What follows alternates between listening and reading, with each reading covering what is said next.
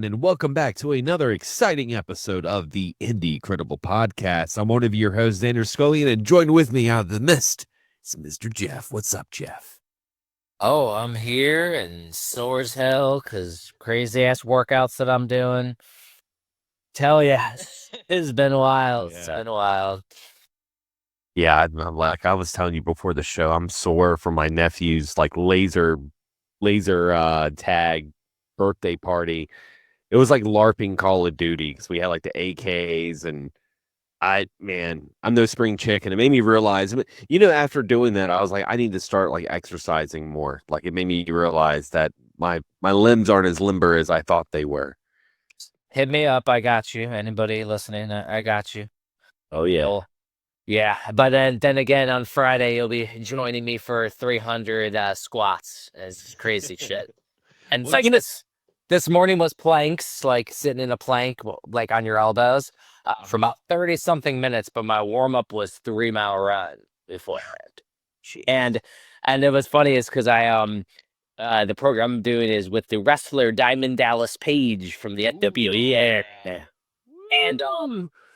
And so I actually had to record it for this university thing that they do. It's accountability. But I mentioned in there a classic quote I used, and it made me sad. So when I was in Hawaii, I had to run a Sergeant Major promotion board PT in the mornings. And I told them, hey, soldiers, we're going to go do yoga. And so they're all like, oh, it's going to be super easy, barely an inconvenience. So, oh, okay. So we did a 3 mile warm up. Toasted them. We went, took off, did some craziness. And then we proceeded to do what I did today, which was like 40 minutes of planks, which includes like doing these up, down, downs, like Xavier Woods video game thing, up, down, downs, and in the plank and doing mountain climbers, but while you're holding the plank, and a bunch of craziness. And then I did the quote, and they didn't get it. Let's see if Xander Scramble gets it today, everyone. Okay. All right. So I said, soldiers, you call this Sergeant Major board PT. I call it Thursday. Yeah, I don't know where that's from. It's paraphrased. Obviously. Yeah. It is M. Bison from Street Fighter 2 movie. That's right. For me, it was a Tuesday. That's right. For me, it was a Tuesday. Exactly. Freaking awesome. Shadow. Hey, you wanna feel old? I'll add even more to that you mentioned the Street Fighter movie. Is I remember as a kid, I had to pass my math test, which was the multiples of 3. I had to pass that in order to go see Street Fighter the movie. I was like in 3rd grade. And you still haven't seen the movie to this day. But you were saying earlier, you're like, man, I'll help you out. But there's also something else you're going to help us out with. And that's knowing and talking about some awesome indie games. And man, this is a loaded episode because I actually have stuff to talk about this episode. I know the last couple episodes, I'm like, I was playing here and there, but I saw a demo on Instagram and I'm like, I got to download this and try it out. And I got some interesting thoughts on it for sure. Yeah. Well, and I actually had a little treat too, because at the time of this recording, we're nearing, end of February, beginning of March is when this will air. And that means it's time for the Indie Gaming Gems top 10 games of February 2025. And I have my game of the month, and it's one we covered on Indie-Credible. And when I'm doing it, remember, I'm making cool shit for it. So remember the last one, I had the awesome looking stained glass. So this time I did something a little different, but there's a stained glass version and a regular version. And I got to see which one y'all think looks cooler. So the game of the month for Indie Gaming Gems this month, which will be on the episode too, is Hellskate that we covered. That freaking hell yeah. That game is so badass. And so here is the awesome coaster looking thing where it actually carves out, like I had it carve out the stuff. So let's check it out. It's a little bit too subdued. Now keep in mind, I didn't do anything fancy to it. Now, stained glass version. Ooh, that's nice. Yeah. And that's what I'm saying is like the stained glass one always turns out well. And it's literally me just converting the art to an SVG lazily. And I think that Yeah. that's amazing. It took these Yeah. extra lines, which from a distance look amazing. Up close, it doesn't look as cool, but from a distance, it looks Yeah. so cool. Like when you look at it from a distance, when you look at it on camera. So I think this is going to be the standard going forward.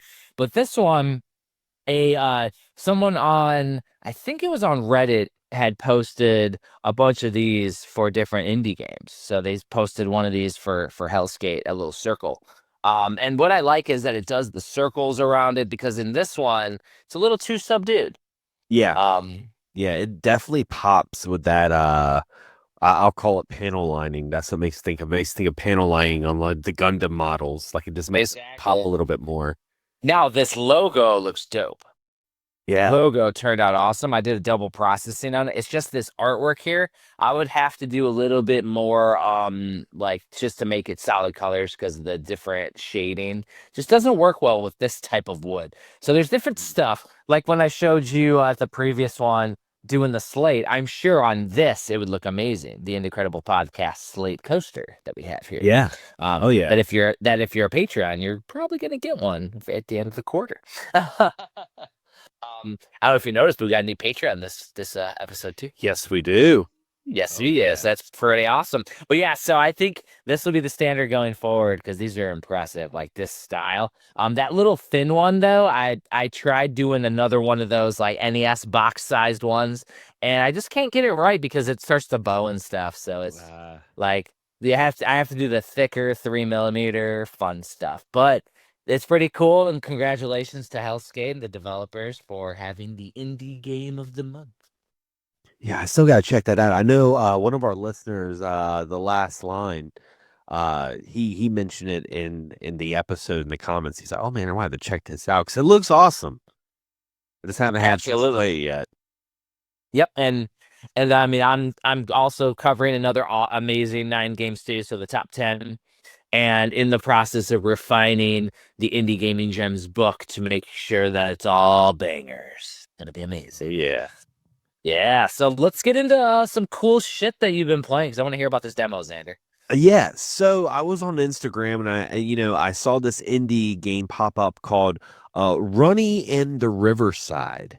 Okay. And this is an interesting game because the graphic style definitely is the first thing you notice, because it's got like this interesting like PS1 pseudo retro-esque with like modern kind of ray tracing. I mean, it's interesting because it makes you think of Tomba if they made a new one. But it doesn't really play like Tomba. I mean, it is a 2D, 3D platformer, but what makes this game unique is you swap textures to solve puzzles to go through the stage, like as a 3D platformer. So, like, say there's like a waterfall and you have to get from point A to point B, you would switch the waterfall with a texture of like vines from like a plant, so that you can climb up the waterfall. So it's kind of puzzle heavy, but it's very innovative. And Super cool though. yeah, the soundtrack has like this like groovy, We Love Calamari kind of sound to it. It definitely feels like a late 90s, early 2000s game refined, almost like we're playing like a HD remaster of it. But the only caveat that I will say so far with the game, see, Ruffy looks a lot like an Ewok, and Really? that kind of bothers me. But I can look past that. But what really gets to me is like Ruffy likes to make a lot of noise, like a lot of teehees, and I'm like, man, he's kind of going in towards the Teletubby territory. So I'm hoping that when I didn't really get to check the options, but if that's something I can turn down, I'm definitely gonna be turning it down to 0. I mean, we can see the sound you were making while you're LARPing a Call of Duty over the weekend. Oh, yeah. Whereas you were getting shot with a blue shirt going tiki. Isn't it see he like Michael Jackson from Moonwalker going hee? Well, it's kind of for me, it's like what I think what bothers me is it's kind of a mocking tee, because if you try to mix a texture that isn't right, he kind of looks at the camera and he's like tee, and I'm like, okay, you're pissing me off now. So I don't like that. the demo's out. It's going to be on consoles as well. I played it on Steam on the mini PC, but it is going to be on like Switch and I believe PS5 and Xbox. So keep your eyes out because it might be a Game Pass game. We don't know yet. But And it's a 3D puzzle platformer, right? yeah, Nice. Yeah. and it is like it's also a collectathon as well. Um, yeah, it's also a collectathon because you have to collect like Nice. various stars and you have like little side quests and stuff like that. But Yeah, I'm adding things to our show notes as we go too. oh yeah. Xander forgets to add these things. I just I got you. I got you. I wrote Teehee Anger Xander. It's amazing. But I mean, aside from that though, it was a lot of fun, and it comes out in April. And also just another update that you're probably gonna have to put in the notes as well is a game that we talked about in a previous episode. I just got the email earlier today at my lunch break. This game that we talked about called Pawn Summer, and it's about the little raccoon that he's trying to raise funds for his shrine, so he does little fetch quests like ride his BMX bike to make deliveries and becomes friends with the villagers. It kind of has a slice of life feel to it. That game looks like it's going to be coming out in the next couple of months, and I'm like, I got a email from the developer, the publisher, and I'm going to try to see if I can get some sort of like review code and cover it on the show. But Pawn Cool. Summer. Pawn Summer is definitely a game that's on my wish list, but that's also going to be on consoles as well. So Nice. it's not just on Steam. It's going to be on Switch and I believe PlayStation as well. And then pretty sure I remembered to forward you another email that came in from a developer that said, "Hey, the Indie-Credible," or it might have said Indie Gaming Gems, but either way, I forwarded over, said, "Hey, here's another one that we got in," and they sent us a demo of a game to check out. So we'll have to make sure that we now that we've mentioned them, we'll have to cover it on the next episode. Indeed.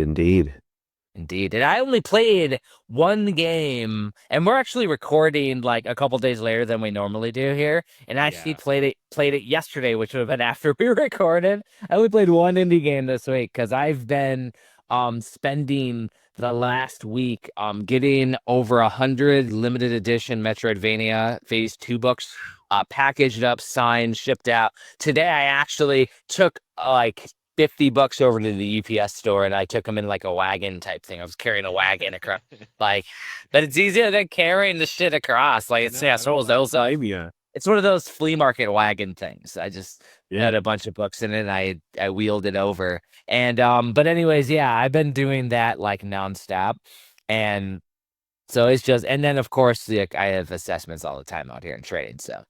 Working on that. But I did play Blue Fire. I don't know if you've heard of Blue Fire, Xander. No. And so Blue Fire is super indie game, but it also has a physical on Switch. I have the Switch physical, but I actually played it on Steam this time, which I wanted to check out from a different perspective because, sometimes the Switch one is different than the Steam one. And I actually like the platforming and the depth better on the Steam version than on the Switch. Like in the Switch one, I see it seems to get a little samey, or I got like a little lost in the world. And so Blue Fire is a Zelda style game where you're running through a world that's interconnected, 3D, and you're this character with like this like subtle looking like Undertale style face mask, and you got these swords, and you do a lot of combos when you're attacking enemies, and then you get these dashes and zooms. So it's like a combination of like Zelda combined with like Hollow Knight style movement in a 3D landscape. And it's super cool. There's boss fights. There's all these little stuff. There's collectibles. There's emotes so you can like dance.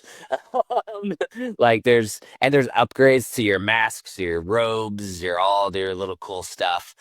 And so I remember playing it because there was at one point Premium was talking with them back when I was running the company, and then they already had like a physical deal. So I'm like, well, why are we even talking?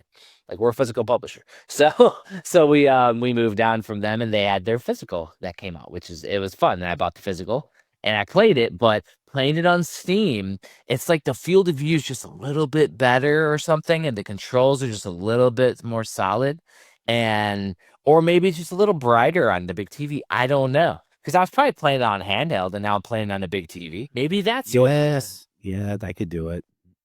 But I enjoyed myself, and I think I am in the sewers now, which is like the second major area, and before you start to get to the forest and do some other awesome stuff. So there's different like biomes. So yeah, it's that little Metroidvania feel too, of course. But yeah, Blue Fire, awesome. It's fire. Pyre. I'll have to check that out for sure. I'll have to check that out. Yeah, really, really cool game. Blue Fire.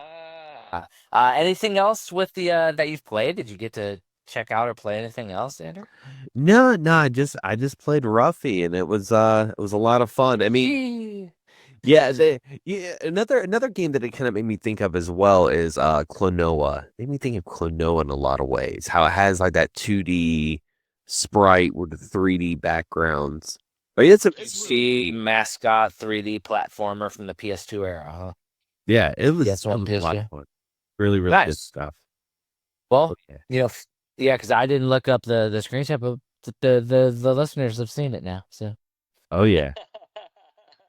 which is awesome. And then of course I'm gonna have to check out after we get done recording because Yeah, I like to hear some of your thoughts about it because, like I said, the gameplay is very innovative, and I feel like we're going to be seeing this a lot more with the indie scene, especially with games like Astrobot that got like really really popular. So I feel like we're having almost like a platformer uh renaissance of some sort.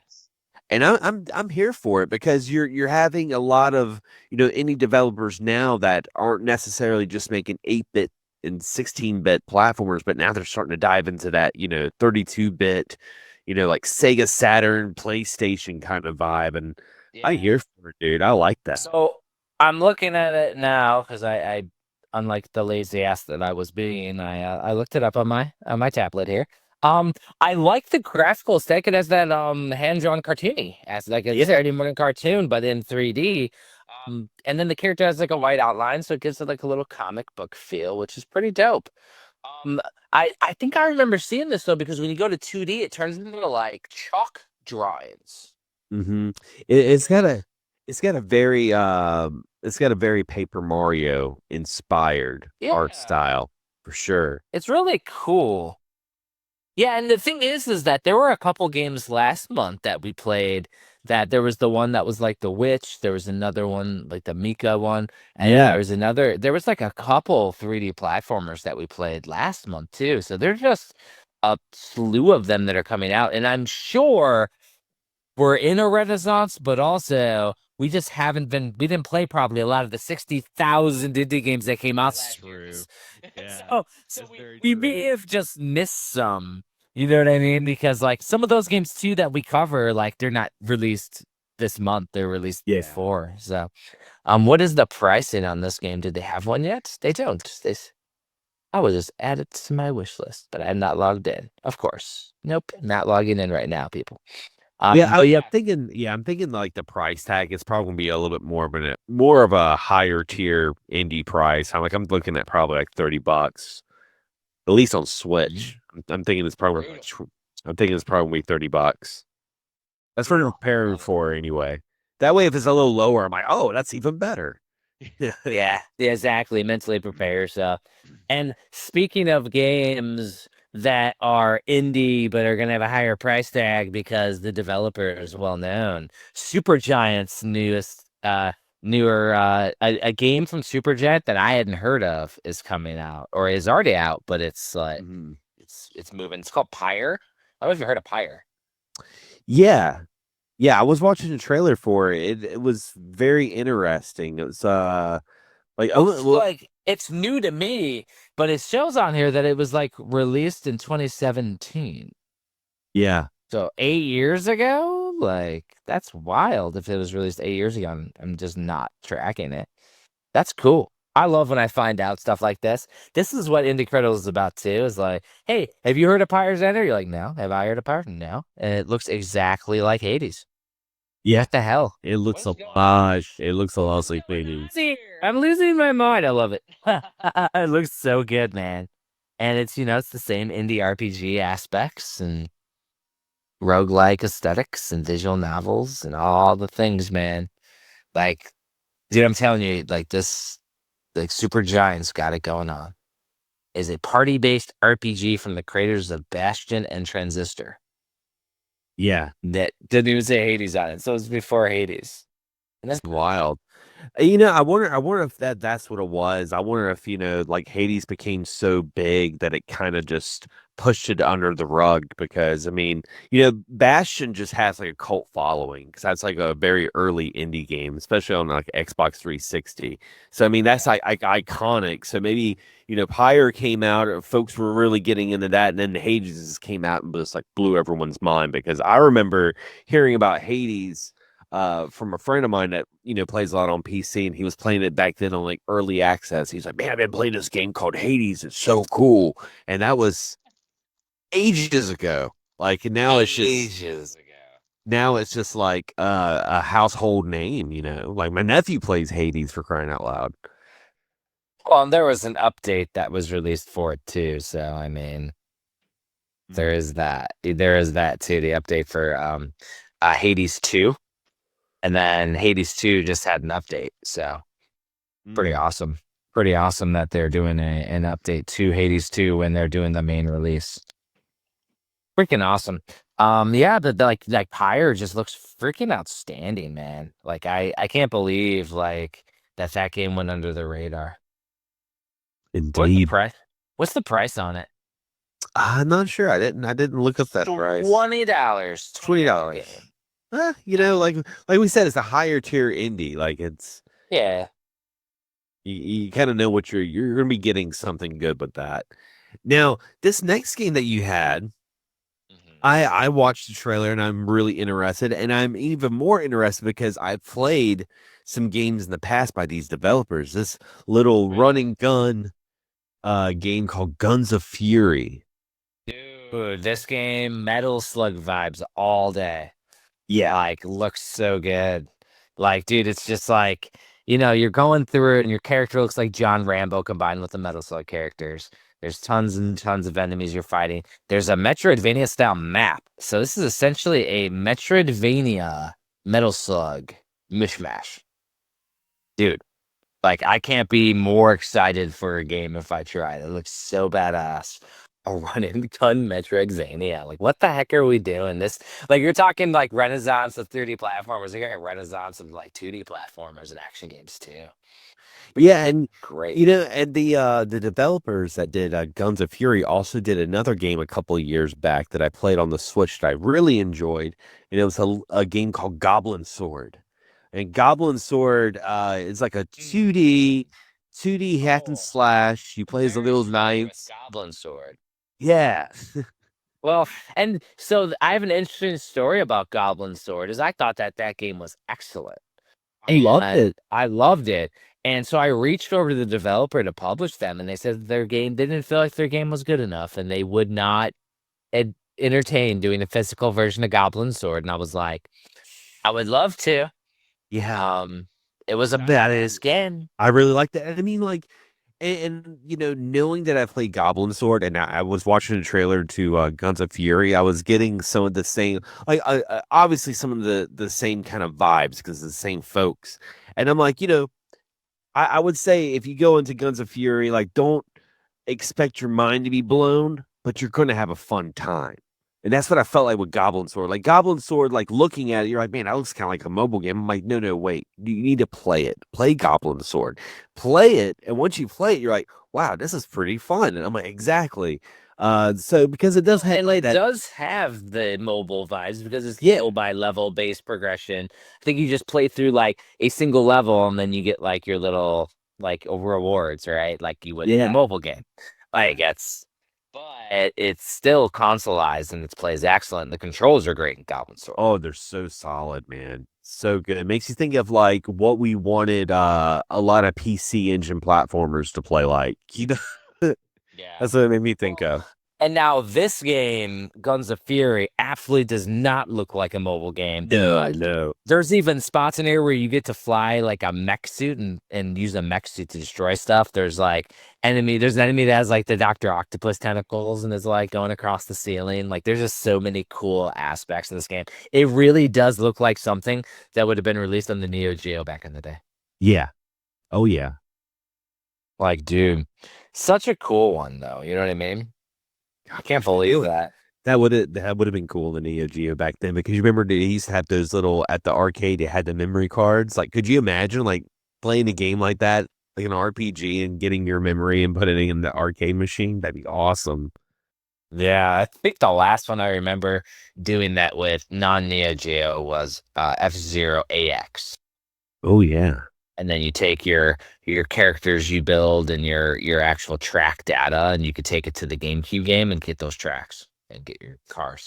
Like it was badass. Well, wasn't that the one that was developed by Sega? Yeah, I think so. So wild. It's wild. So yeah, that was the last F-Zero we got too, was the AXGX. There's definitely emulation that allows you to play AXGX with everything nowadays, which is awesome. Which is why piracy is not necessarily a bad thing in doing games in the past. Indeed. But yeah, and then so I think Guns of Fury $12.50. It's not bad. Not bad. I mean, insane though. ooh, which one is this one? Yeah, this one right here, I couldn't find the footage for. I put it in Steam and I could not get the game to come up. What the car? What literally? Yeah, the car is there. It's I'll all put in it. caps. I put it. Oh, that's probably why. You said what the? And I got everything. I got like a what the ship. I got one of those. No, it's not. Maybe the same developers that did what the golf. But yeah, this one is a car with legs that runs around. Oh yeah, the car literally has legs, and then you can attach arms to it, and you're just going through levels, and it's freaking insane. You get to make your own levels in the game. You can like go from point A to. It's like a 3D platformer, but you're a running car. what the hell? What the car? Yeah, like it's a hilarious like comedy game, kind of like Ghost Simulator and all those things. Oh yeah, I'm sure there's jank in it. oh yeah, that's like the charm, Yeah, it's and it doesn't even say, like, it shows racing, but it's like way down. I don't even really think it's racing. I think it's just survival. Yeah, but yeah, the developers of this game are Triband. If you need to look for them, Triband. They did What the Golf, which What the Golf had. I want to say that they were featured on a Nintendo Direct, What the Golf, and it was like the craziest golf game you could ever play. There's also What the Bat. Who's you? Ding dong around. What the bat? What's a bat? What the golf? What the car? Trident Mills Games. What the games? That's what it says. What the games on their main page. It's hilarious. Yeah, so you gotta look up What the Car. It's awesome. And how much is it? $20. $20. Ooh. I'm pretty sure it goes on sale often though. A lot of those simulation games like that go on sale quick. So, and this has been an episode of they're all been pretty pricey, not super cheap, no budget games here. yeah, that includes the final game we're going to talk about. It's a $10 game, so it's a little bit better. Ooh, yeah, this one looked interesting because a dungeon crawler crossed with Minesweeper, Microsoft Minesweeper. Yeah, like roguelike, Minesweeper roguelike, cozy Minesweeper roguelike dungeon crawler. Like it just. I mean, to me, it reminds me of doing like the Cadence of Hyrule. Yeah, because like it's the grid-based movement as you're playing, but there's mines, so you gotta be careful where you move. So it's puzzle style, and I do enjoy my cozy puzzle games just to decompress after playing crazy games. To me, it's what I call a podcast game. That's what I call it. It's one of those games that while you're listening to a podcast, like you're listening to us, maybe you're playing some games in the background. I do that a lot, and this is one of those kind of games I would do that with. Just to kind of just keep myself stimulated while I'm listening. It's fun with RPGs, like grinding in RPGs. Interesting. Yeah, I mean, I haven't been doing layout work in books in a while, but usually while I'm doing layout work, I'll listen to a podcast. And I listen to podcasts while I go running and stuff is mainly the only time I do now. So I need to listen to more podcasts, more podcasting. But yeah, Dreamsweeper looks awesome. What I haven't looked at is to see if Oat Mellow has done any other games. They have not done any other games from Oat Mellow, but there's also Etherlight. Etherlight here is, I think, a digital publisher, and they have Mistlight. And I think Mistlight looks like an adventure platformer. It looks pretty cool. Yeah, Mistlight is another one by the same digital publisher, and it has the same style aesthetic, but now it's a 2D platformer style game.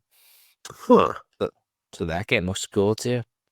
And that game is $10 as well. So they're the $10 company. Yeah, that's something I've been doing a lot more now. Since the last couple episodes is going down the rabbit hole of like not only finding the game, but then seeing what games the developer made and just just kind of going through the Steam catalog about, oh, they also did this right here. Add this to my wish list. Dangerous game you're playing there, because this backlog is never ending and there's no physical collector aspect of it. So it's literally just the amazingness of playing games. Oh darn. Indeed. That's the thing though, is that creating cool little items. And of course, these are for my own personal use. And then of course, Patreon subscribers will send them a free copy. But it would be cool in the future to work with some of these developers and be like, hey, let's do a Indie-Creditable merch item release or something with a developer. And so developers want to do stuff like that for a game that we all support, of course. Oh yeah, that'd be fun to do. I think that'd be really fun to do. indeed. And does this go into some more support? And we're going to talk a little bit more about the Patreon. Let folks know. Oh yeah, Yes. it's free to join. And the Patreon's free to join. Always sharing all of our content. So not only do you get the Indie-Creditable podcast, but also you get the Indie Gaming Gems when I do the monthly best ofs. Also, I just did a Phobos Militia Hobbycast, which is podcast that I did back in the day with Kyle. I actually did an episode on Plex servers and creating your own multimedia empire, essentially, your own personal Netflix. And it was super fun to record. Literally just recorded it. And I got an upcoming interview with a movie director coming with that one. So it's Nice. pretty fun. Yeah, it's going to be badass. It's going to be dope. So, but on Patreon, you get all of those things together. And when I have special things, like I offered up signed copies of the limited edition of the Metroidvania Volume 2 and Volume 1. And, I put that out to Patreon subscribers first to see if anybody's interested. We had a few that were interested in doing it. So you don't have to be a paid subscriber to see all the cool offers, but to get some of the cool stuff that we're making, like that and the Indie-Creditable podcast stuff, like that is one tier, and then there's another tier where you get this plus a wooden slipcase for a book that will be voted on by the Patreon subscribers. So I will make a wooden bookcase.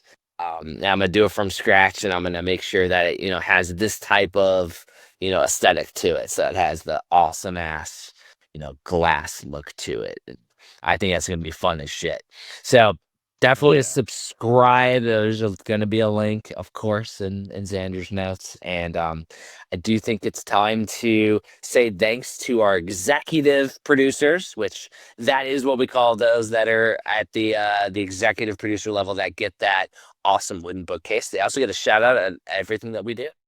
Indeed. And we got a new one in our list. Let's Save him for last. We'll save the news for last. Oh, that's what we'll do. It's very right. Gotta read in order, man. So we have a Krylos. And also Burner Turner And David Isherwood. over the pond. Over the pond. And Lunchbox, aka the disgruntled gamer from Thunderdome Gaming Society. And of course, the newest executive producer, longtime listener, Jesse Glenn. Thank you for supporting us on Patreon. We really appreciate it. And all this will help with all the little storage fees and stuff for books, as well as help me make cool ass items like, the cool different indie game things.